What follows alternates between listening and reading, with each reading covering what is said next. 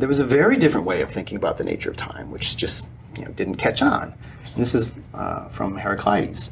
And Heraclides, not many of his words survived all this time, but one of them goes something like this. He said, "You never bathe twice in the same river."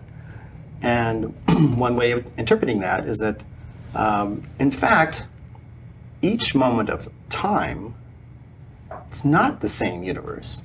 It's not the same object as it was a second ago or 100 years ago. But literally, each moment of time is like a new universe. Is something completely new. It gets reborn again and again. And so one might ask, is it possible to reformulate our basic physics in a way that's consistent with that idea? And you can prove that it is impossible on a quantum level to do it with a standard time asymmetric way of thinking about quantum mechanics. A one-direction. A one-direction arrow of time.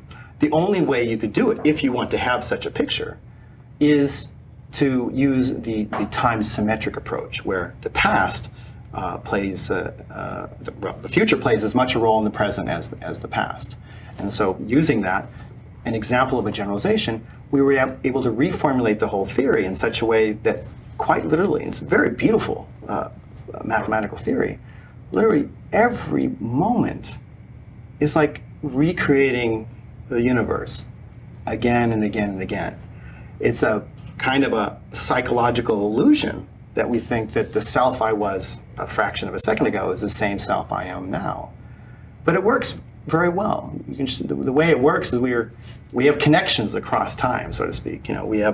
We're entangled with different moments, and this entanglement is what actually provides the continuity in the physics. That's just one example to show how the nature of time can be profoundly different in this view, and actually profoundly different from a quantum perspective when compared to a classical physics perspective.